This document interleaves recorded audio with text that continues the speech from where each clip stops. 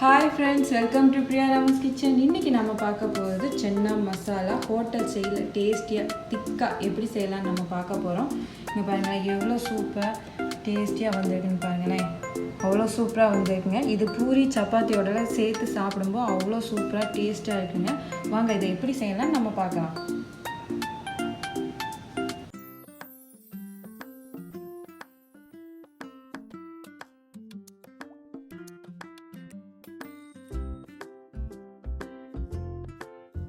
சென்னா மசாலாவுக்கு நான் கொண்டைக்கடலையை ஒரு நாள் ஃபுல்லாக ஊற வச்சுட்டு எடுத்திருக்கேன். நேற்றுக்கு நைட்டு ஊற போட்டிருக்கேன். அது இப்போ நம்ம நல்லா ஊறிடுச்சு. இப்போ இதை நம்ம வேக வச்சுக்கலாம். குக்கரில் ஊறின சென்னாவை இதில் சேர்த்துக்கலாம். சேர்த்துட்டு முங்குற அளவுக்கு தண்ணி விட்டுக்கோங்க.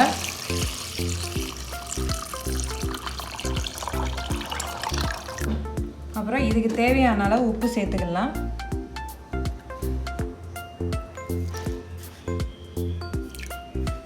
மூணு டீஸ்பூன் உப்பு சேர்த்துக்கோங்க. சேர்த்துட்டு இப்போ இதை நல்லா 3லேருந்து 4 விசில் வர்ற வரைக்கும் நம்ம விட்டுடலாம். இப்போ ஒரு பேனில் 3 டேபிள் ஸ்பூன் அளவுக்கு எண்ணெய் விட்டுக்கோங்க. எண்ணெய் விட்டுட்டு 1 டீஸ்பூன் ஜீரகம் சேர்த்துக்கலாம். ஜீரகம் சேர்த்ததுக்கப்புறம் 2 ஆனியனை கட் பண்ணி வச்சுருக்கேன். அதையும் நாம் சேர்த்துக்கிடுவோம். சேர்த்துட்டு நல்லா வதக்கிக்கோங்க.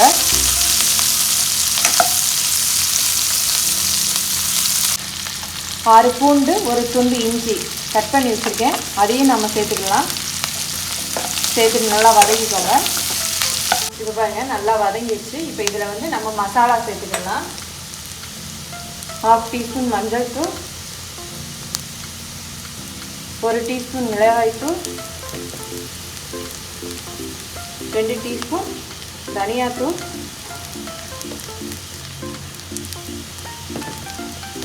1 டீஸ்பூன் கரம் மசாலா. இதையும் சேர்த்துட்டு லைட்டாக வதக்கிக்கோங்க. கலந்தா போதும்.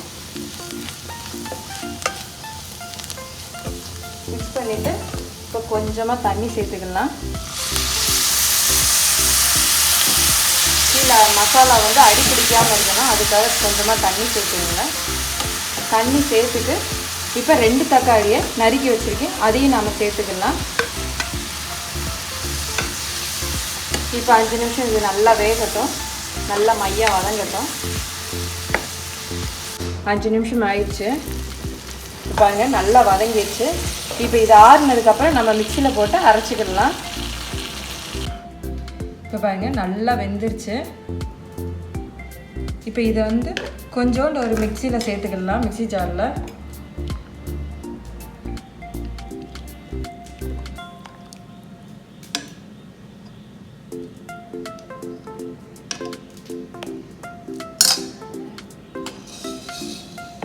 இதையும் அரைச்சிக்கிடுவோம். நல்லா பேஸ்ட் மாதிரி அரைச்சிக்கோங்க. பேனில் 3 டேபிள் ஸ்பூன் அளவுக்கு எண்ணெய் விட்டுக்கோங்க. எண்ணெய் விட்டுட்டு பட்டை, கிராம்பு, ஏலக்காய் இதை சேர்த்துக்கோங்க. சேர்த்துட்டு 1 டீஸ்பூன் ஜீரகம் சேர்த்துக்கலாம்.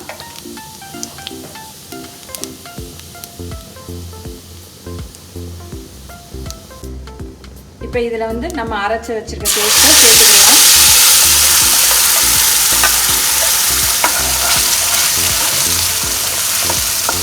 இப்போ இதில் வேக வச்ச கொண்டைக்கடலையை சேர்த்துக்கலாம்.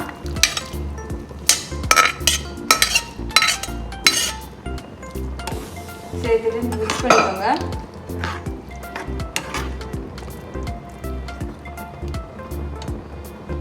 இப்போ இதில் நம்ம அரைச்சி வச்சுருக்கோம் இல்லையா கொண்டைக்கடலையை, அதையும் நம்ம சேர்த்துக்கலாம்.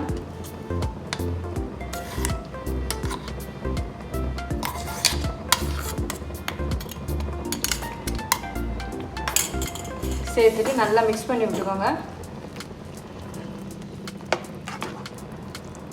கொண்டைக்கடலை அரைச்சிட்டு சேர்க்கும் போதில் நல்லா கொஞ்சம் கிரேவி நல்லா திக்காக இருக்கும். சாப்பிடும் போது ஹோட்டல் ஸ்டைலில் இருக்கும். என்னோட வீடியோவை ஃபஸ்ட் டைம் பார்க்குறீங்கன்னா ப்ளீஸ் சப்ஸ்கிரைப் பண்ணிடுங்க. அப்படியே பக்கத்தில் இருக்க பெல் ஐக்கானையும் கிளிக் பண்ணுங்கள். அப்போ தான் நான் போடுற வீடியோ உங்களுக்கு நோட்டிஃபிகேஷனாக வரும், எனக்கும் கொஞ்சம் மோட்டிவேஷனாக இருக்கும். இப்போ இதுக்கு தேவையான அளவு தண்ணி சேர்த்துக்கலாம்.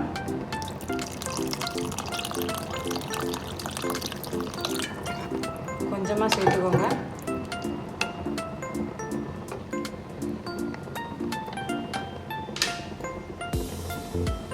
இந்த கிரேவிக்கு தேவையான அளவு உப்பு, ஒரு டீஸ்பூன் உப்பு சேர்த்துக்கிறேன்.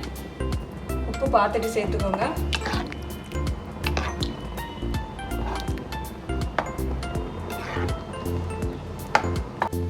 இப்போ இது வந்து ஒரு 10 நிமிஷம் கொதிக்கட்டும். 10 நிமிஷம் ஆயிடுச்சு பாருங்கள், நல்லா கொதிச்சு தண்ணியெல்லாம் நல்லா வற்றிடுச்சு. இப்போ இந்த ஸ்டேஜில் வந்து கொஞ்சமாக கொத்தமல்லி தூவிக்கிடலாம். தூவிட்டு லைட்டாக கலந்து விடுங்க. அவ்வளோதான் ஃப்ரெண்ட்ஸ், நம்மளோட சென்னா மசாலா சூப்பராக ரெடி ஆயிடுச்சு. அடுப்பு ஆஃப் பண்ணிடலாம். இப்போ பாருங்கள் ஃப்ரெண்ட்ஸ், நம்மளோட சென்னா மசாலா சூப்பராக ரெடி ஆயிடுச்சு. டேஸ்ட்டும் அவ்வளோ சூப்பராக இருக்குது. இது பூரி சப்பாத்தியோட சேர்த்து சாப்பிடும்போது அவ்வளோ டேஸ்ட்டாக சூப்பராக இருக்குங்க. இதை நீங்கள் உங்கள் வீட்டில் ட்ரை பண்ணி பார்த்துட்டு எப்படி இருக்குன்னு சொல்லுங்கள். இந்த வீடியோ உங்களுக்கு பிடிச்சின்னா லைக் பண்ணுங்கள், ஷேர் பண்ணுங்கள், கமெண்ட் பண்ணுங்கள், மறக்காமல் சப்ஸ்கிரைப் பண்ணிடுங்க. தேங்க்யூ ஃபார் வாட்சிங் திஸ் வீடியோ.